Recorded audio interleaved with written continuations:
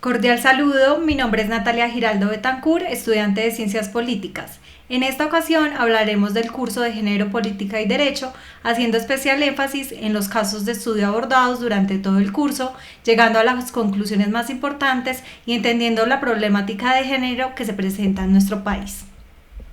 Durante el curso de Género, Política y Derecho, en todas las fases realizadas, destaco principalmente el aprendizaje sobre la historia y las categorías de género e interseccionalidad, dado de que son de gran importancia y utilidad para la sociedad. Hoy en día, los conceptos de género, sexo, identidad de género y orientación sexual no son bien entendidos por la sociedad, y de allí parte la importancia de que sean comprendidos y más aceptados. Por eso destaco la importancia del conocimiento de ellos para que sean respetados a plenitud por la sociedad. Para hablar de un concepto de género, se debe tener presente que la definición de estos es más bien muy actual, pues aparece a mitad del siglo XX. El psicólogo y sexólogo John Money propone referirse a este más bien como el rol de género para hablar de las conductas de una sociedad, las cuales se dan mediante la socialización. Frente al sexo, el historiador estadounidense Thomas Laqueur, en su libro de 1990, nos señala: la construcción del sexo, cuerpo y género nos dice que desde la antigüedad se realizó una teoría isomórfica de los sexos, es decir, que los machos y las hembras de la especie humana tenían el mismo sexo biológico y que solo se distinguían por el calor vital que habían en ellos y no eran visibles no eran percibidos por las personas en sí, que estaban netamente al interior de cada ser. Luego, en la modernidad, se aceptó que existía macho y hembra.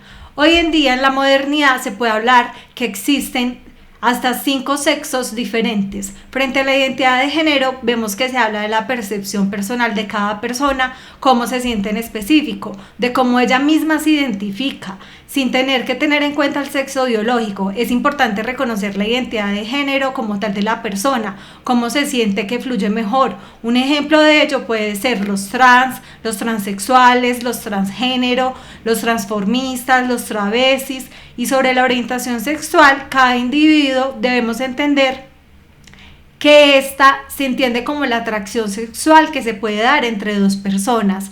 Hoy en día, independientemente de su género, es el clic sentimental que pueden darse entre esos dos seres, sea de carácter erótico o sensual, que hace que se atraigan entre ellos. Algunos ejemplos de orientación sexual son los heterosexuales, los homosexuales, los bisexuales, la pansexualidad, la asexualidad, la demisexualidad. Una vez entendido cada concepto, si lo interrelacionamos y se lo damos a conocer a la sociedad, podemos entender y ellos lo puedan entender claramente, podemos generar respeto hacia ellos y así poder llegar a una igualdad de género, entendiendo que hay diversidad de sexos, de géneros, de identidad de género y de orientación sexual. Cabe anotar que también me llamó mucho la atención el estudio que se realizó sobre el surgimiento político del feminismo campesino, dado que quizás se nos puede dificultar entender cómo un grupo de mujeres dentro de la agricultura que está marcado por una tendencia muy machista pudieron desencadenar un movimiento político feminista. Es importante resaltar que las mujeres desde los inicios han estado presentes en el mundo del campo, incluso estuvieron luchando contra la resistencia a la implementación del modelo neoliberal entre los años 1980 y 1990 en el continente latinoamericano. Es muy reconocida esta frase que dice: las mujeres del campo en su lucha diariamente producen rupturas y desplazamientos que sacuden las estructuras del poder patriarcal y dominante. Son las mujeres del maíz que revuelven la tierra, alimentan y transforman en el mundo y hacen renacer el sueño de un pueblo. Pensar en el agro y en el feminismo es representarnos en las tradiciones, es renovar los diálogos, las praxis revolucionarias y hasta la misma política. La agronomía en las mujeres del campo es parte de su modo de vida, la agricultura que hacían desde los ancestros, los pueblos originarios, es decir, la agricultura del antes, donde estaba antes de conformarse la propiedad privada. Era una agricultura que surgía de las necesidades locales, buscando lograr inspirarse en sus ritmos y en las formas de la naturaleza y en todas sus culturas, trabajadas por mujeres y hombres. Las mujeres del campo pueden ver y comprender la palabra agroecología desde sus orígenes, porque se remota desde mucho tiempo atrás. En la historia reciente, la agroecología, construida como ciencia, movimiento y práctica, esta surge como un enfrentamiento directo al modelo devastador de la vida natural y promueve la revolución verde.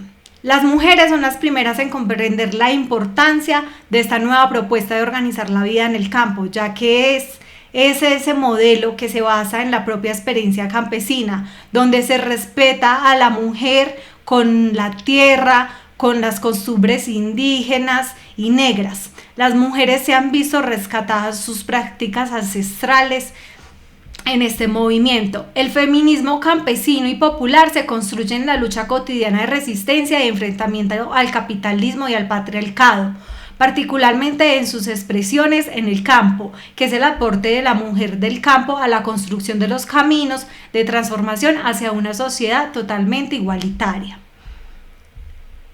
La plataforma de la acción de Beijing se caracteriza por trabajar en los países de América Latina y el Caribe. Los países participantes presentan actividades especiales como investigaciones, objetivos, logros, metas por cumplir y se enfocaron en 2 esferas específicamente para trabajarlas en esos países latinoamericanos.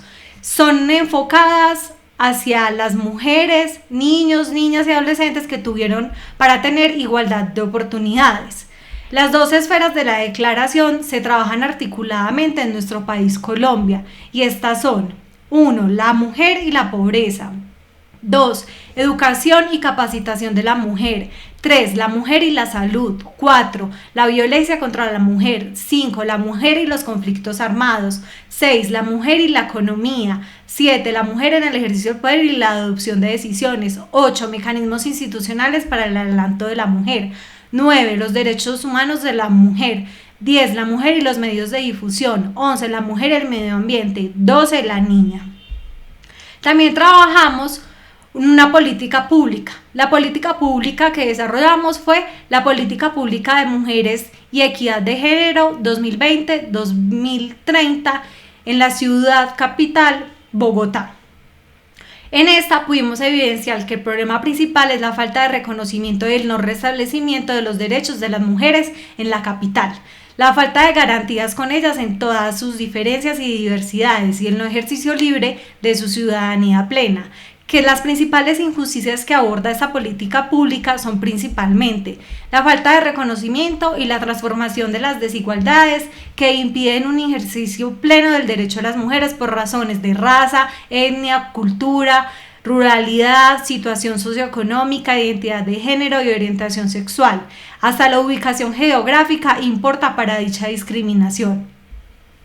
También son discriminadas si tienen alguna discapacidad por su ideología, por su religión, por sus edades. Existen múltiples de condiciones de discriminación, desigualdad y subordinación. La falta de acceso a los bienes y servicios de las mujeres en las diferentes y las diversidades.